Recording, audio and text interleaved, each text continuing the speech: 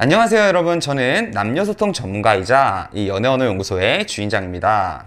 자, 우리가 오늘 드디어 이 사랑언어학 10강에 도착을 했는데요. 이번 강의는 제가 앞선 그 9강의 강의들 중에서 그 해당 주제가 아니었기 때문에 얘기를 해도 좀 가볍게 얘기했던 것들을 좀 정리하고 가는 강의일 것 같아요. 오늘의 주제는 상대가 나에게 이 순응하도록 만드는 기술이라는 제목의 강의가 될 텐데, 물론 이 상대방을 나에게 순응하게 만들어서 뭐 철저한 갑을 관계를 형성을 하고 이 관계에서 내가 군림을 하고자 하는 것은 절대 이 바람직한 연애의 방향은 아니겠지만, 이 상대방이 뭔가 통제가 되지 않고 상대 자신의 감정만 생각하게 된다면 그 연애 또한 이 바람직하다고 얘기할 수는 없겠습니다. 그래서 이 제가 생각하는 가장 이상적인 연애의 컨셉은 먼저 내가 충분한 성숙함을 가지고 있다는 것이 전제가 된 상황에서 내가 관계에서 주도권을 가지는 것이 가장 이상적인 관계 구조다. 저는 이렇게 생각을 합니다. 그리고 오늘은 그 구조를 만들기 위해서 이 필요한 개념들에 대해서 얘기해 보도록 하겠습니다. 자, 오늘의 학습 목표인데요. 상대방이 함부로 대할 수 없는 이미지 형성법, 상대방이 틀린 행동을 하였을 때 대처법, 상대방의 순응도를 상승시키는 방법, 이렇게 이 세 가지에 대해서 배워보도록 할 건데요. 오늘은 이 학습 목표의 내용 그대로에 뭘 배우는지가 나와 있으니까 바로 본론으로 들어가서 얘기 나눠보도록 합시다. 자, 우리가 먼저 우리가 어떤 이미지를 형성하여야 되는가, 여기에 대해서 얘기를 해볼 건데, 우리의 목적은 상대방이 함부로 대하고 막 자신의 감정에 의해서 뭐 관계에서 억지를 부린다거나 무리한 것을 요구한다거나 나를 하대한다거나 이런 행동을 하지 않게 하고 싶은 것이죠. 자, 가장 많은 사람들이 실수를 하는 연애의 관념이 뭐냐면, 연인한테 내 감정을 쏟아내고 위로받지 않으면 어디에서 난 위로를 받아? 그게 연인이야? 연인이니까 그냥 자잘못을 떠나서 나 좀 그냥 안아주면 안 돼? 이런 생각들을 하곤 합니다. 자, 그런데요 여러분, 저는 딱 이 생각과 감정이 정말 많은 관계들을 망친다고 생각을 해요. 감정적으로 행동을 하고 뭐 옳고 그름보다는 내 감정이 우선시 돼서 상대방한테 넌 내 연인이니까 내 이런 점들을 좀 받아주어야 해, 이렇게 압박을 하는 순간에 상대방은 그 관계가 부담스럽고 스트레스를 받고 불행한 연애로 전락을 하게 됩니다. 이렇게 얘기를 하면 곧잘 나오는 반론이, 연애라는 게 원래 감정이 기본적인 건데 어떻게 감정적이지 말라는 거예요. 이렇게 얘기하시는 분들이 많은데요. 제가 얘기하고자 하는 건 이 특히나 갈등 상황에서의 내용이라고 얘기할 수 있겠습니다. 이 갈등 상황이 있을 때는 아무리 연인이라도 뭐 서로의 입장이 따로 있고 한쪽이 일방적으로 감수를 할 수는 없는 거거든요.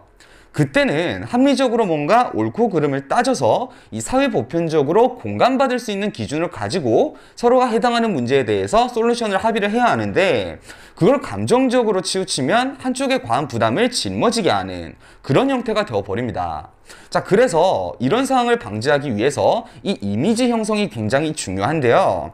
제가 추구하는 이미지는 다음과 같습니다. 나이에 비해서 성숙한 태도, 이 틀린 것은 아무리 가까운 관계라도 절대 받아주지 않는 태도, 상대방의 감정적인 실수에 대해서 내가 흔들리지 않는 태도, 크게 이렇게 세 가지 컨셉트에 대해서 얘기를 하고 싶은데 이 각 이미지마다 이 부연 설명해 보도록 하겠습니다.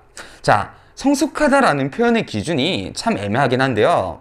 왜 여러분, 우리가 어떤 친구를 보면은 저 친구가 참 어른스럽다 이런 느낌이 나고, 또 어떤 사람을 보면은 참 저 사람은 자기 나이에 비해서 좀 어리네 이런 생각이 들기도 하잖아요. 그러면 이 두 명을 두고 보면은 우리가 이 전자의 이 어른스러운 사람에 대해서 훨씬 더 대하기가 어렵단 말이죠. 이 말도 함부로 하기가 좀 어렵고 뭔가 이 사람이 경험이 많아 보이고 이렇단 말이죠.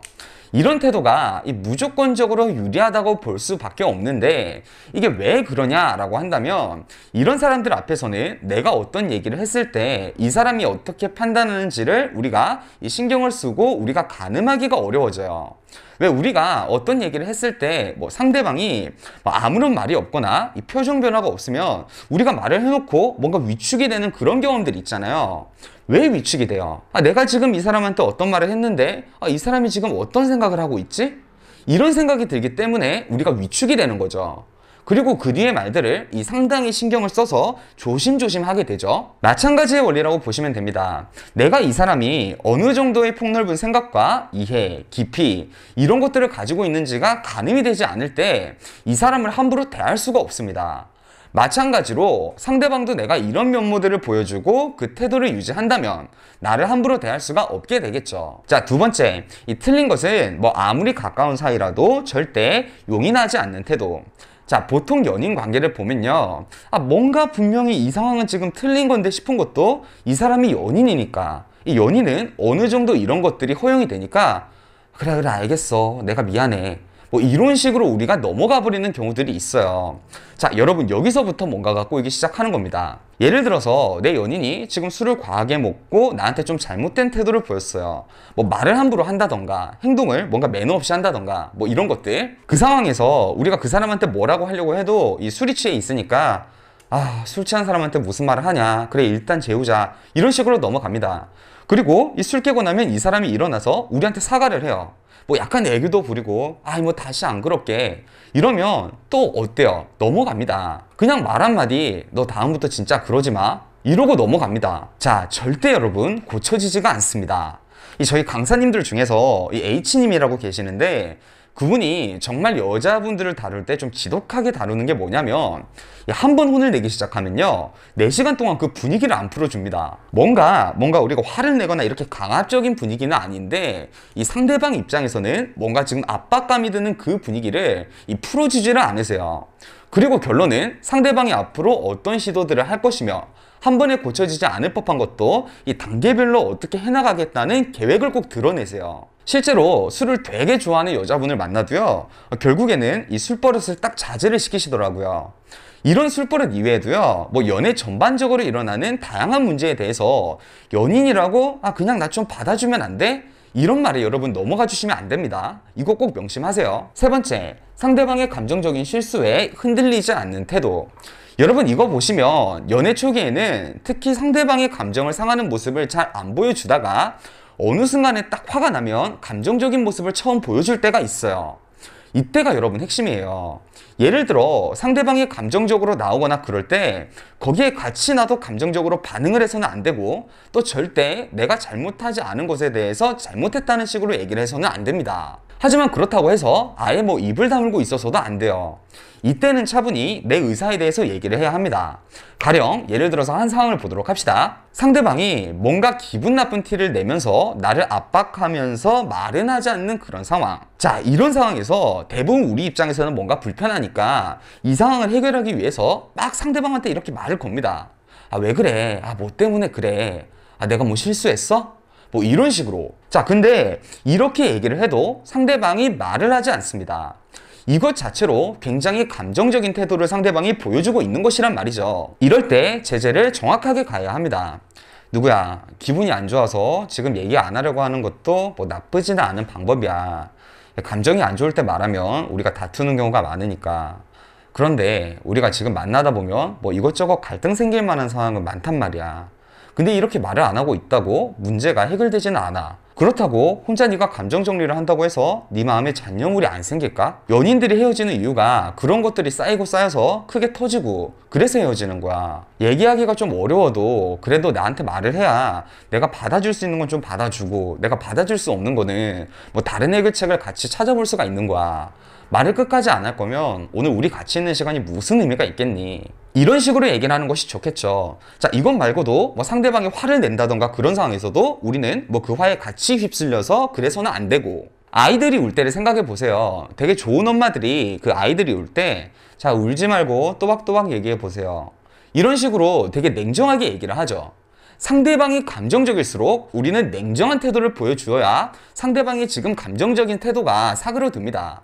왜? 지금 감정적으로 대처하고 있는 상대방의 그 방식이 효과가 없다는 것을 알게 되니까. 이런 태도도 우리가 연애관계를 유지해 나가는 것에 있어서 꼭 필요한 태도라고 얘기할 수 있겠습니다. 자, 그러면 우리가 이런 3가지 이미지를 가지는 것이 효과적이다, 이 자체는 알겠는데 이걸 언어로도 표현을 하고 행동으로도 표현을 할 수가 있어야 되겠죠. 그래서 이럴 때 필요한 언어 패턴 3가지를 제가 알려드리도록 하겠습니다. 자, 우리는 이 3가지 언어 포인트에 대해서 알아볼 건데, 과대 해석, 논리적 해석 후 해결책 제시, 보상 주기, 이렇게 3가지 포인트를 알아보겠습니다. 자, 첫 번째, 과대 해석. 제가 표현을 과대해석이라고 표현을 했지만 사실 뭐 진짜 말이 안 되는 과대해석 뭐 이런 것은 여러분 아니에요. 이 충분히 일어날 수 있는 그런 일들이거든요. 이 과대해석은 상대방이 하는 작은 행동으로 인해서 그 행동이 스노우볼이 되어서 관계에 나타날 수 있는 현상을 말해주는 겁니다. 제가 아까 얘기한 화가 날 때 말을 안 하는 것 예시 기억나시죠? 그것도 일종의 과대해석이에요. 화가 날 때 말을 안 한다. 그러면 혼자 속으로 쌓인다. 그리고 그런 것들이 쌓여서 이별을 하게 된다. 이런 식인 거죠. 자, 이거 연습 한번 해볼까요? 술을 마시고 실수를 한다. 술을 절제 못하며 나한테 말실수를 한다. 그럼 그때부터 나는 너랑 술 마시고 대화하는 것을 피할 거다. 왜? 너랑 술 마시고 대화를 하면 싸움이 되니까. 그러면 우리는 연인끼리 술 한잔 하면서 뭔가 낭만을 즐기는 그런 것들도 뭐 솔직한 얘기를 술 한잔 하면서 터놓는 것도 할 수가 없게 된다. 이렇게 얘기할 수가 있겠죠. 자, 하나만 더 해볼까요? 거짓말을 한다. 물론 지금 하는 거짓말들을 네가 나 사랑하는 거 아는데 내가 감정이 상할까봐 거짓말을 선의로 하는 것을 안다. 그런데 나중에 가면 연인 사이의 상황에 따라서 뭔가 불가피하게 오해가 생길 수도 있는 건데 내가 그때 그 중요한 순간에 네 말을 믿지 못할 수가 있다. 직접 그 상황을 얘기를 안 하더라도 내가 너를 신뢰하지 못하니까 그때부터 뭔가 자연스럽게 내 마음은 절제를 하게 될 거고 그로 인해서 내 감정이 식을 수도 있다. 자, 이런 식으로 해석할 수가 있겠습니다. 이것도 여러분 나름대로 여러분이 지금 뭔가 연인이랑 어떤 특정한 트러블이 있다면 이걸 지금 미리미리 한번 생각을 해보세요. 이것도 뭐 엑서사이즈는 제가 많이는 아니고 이 3문항 정도 더 첨부를 하였으니까 여러분 꼭 참조를 해서 창의적인 사고를 활용하는 연습을 좀 꾸준히 해주셔야 합니다. 자, 그리고 두 번째, 해결책 제시. 여러분 문제를 해결할 때는요 이걸 알아야 해요. 연인끼리 이 갈등 상황에 놓이면 말 그대로 자잘못을 따져서 균일하게 해결책을 제시할 수는 없어요. 왜냐면 우리가 어릴 때 교육이 그렇듯이 이 초등학교, 중학교, 고등학교 여기마다 배우는 커리큘럼의 난이도가 다르듯이 이 사람마다 그 문제에 따른 수용 능력이 천차만별이에요. 예를 들어서 보세요. 술을 너무 좋아하는 사람이 있어요. 근데 그 사람이 술을 마시고 실수를 해요. 근데 그 사람한테 너 술 마시고 실수하니까 술 마시지 마. 이러면 그 사람이 술을 안 마실 수가 있어요? 아니죠. 술을 숨어서 먹든 그때부터는 나한테 뭔가 술 마시는 상황들을 숨기든 이런 안 좋은 상황들이 더욱 생기게 된단 말이죠. 이건 관계에 절대 좋은 방향성이 아니란 말이죠. 즉 애당초에 술을 먹고 실수하니까 술을 아예 입에도 갖다 대지 마. 이렇게 요구를 하면 상대방은 받아들일 수가 없다는 겁니다. 점차적으로 상대방이 적응해 나갈 수 있도록 이 또 다른 의미로는 상대방이 숨을 쉴 수 있도록 좀 여유를 주면서 개선을 시켜야 하는 것이죠. 이것도 연습 예제로 이 상대방이 감정만 상하면은 말을 안 한다. 상대방이 감정만 상하면 말을 안 한다고 해서 말을 안 하면 관계가 어그러지니까 너 빨리 말해. 이렇게 요구하면 안 된다는 것이죠. 자, 이런 식으로 얘기하는 게 좋습니다. 사람마다 이 성향이 다르잖아. 뭐 어떤 사람은 감정이 상하면 말이 좀 정갈하게 정리 안 돼서 나올 수도 있고 그런 거 아니까 우리 그럼 딱 15분 정도만 서로 생각해보고 그때 서로 한번 얘기해보자. 알겠지? 우리가 지금 잘 만나려고 이러는 거지 뭐 서로 지금 안 좋은 생각을 하려고 이러는 거 아니잖아. 서로마다 생각하는 방식이 다르고 그런 거니까 우리 생각해보고 잘 얘기해보자. 이렇게 얘기하면 좋겠습니다. 자, 그리고 마지막 보상주기입니다. 우리가 이 앞선 두 가지 상황들을 통하고 나면 상대방과의 이 갈등 상황을 내가 통솔하고 리드하는 방향대로 이루어진 것이죠. 맞죠? 자, 그러면 여러분 따지고 보면요. 우리가 원하는 목적은 우리가 지금 어느 정도 취했단 말이죠. 그런데 여기서 이 상대방의 입장을 한번 생각을 해보면 상대방은 지금 뭔가 모종의 노력을 하고 있는 겁니다. 그렇죠?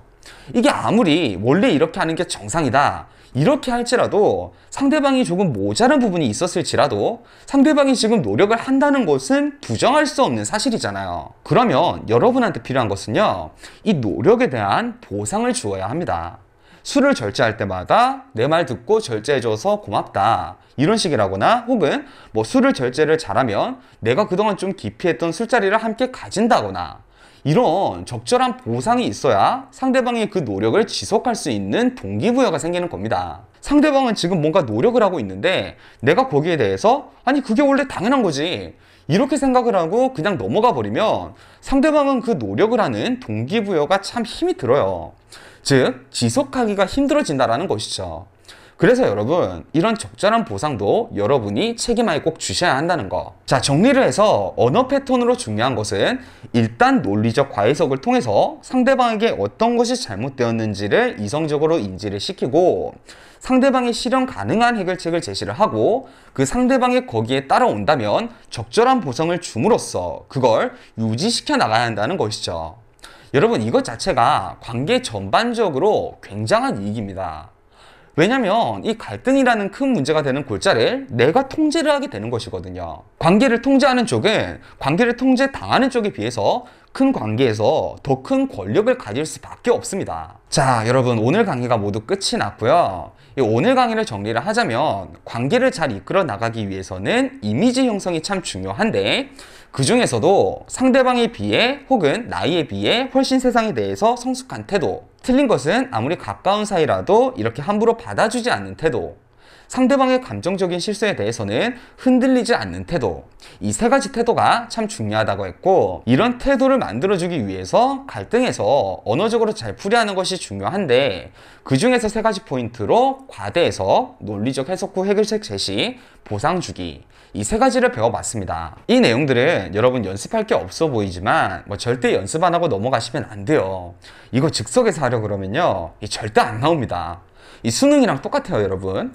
모의고사 때 평소에 문제집 푸는 거랑 실전이랑 다를 수 있죠.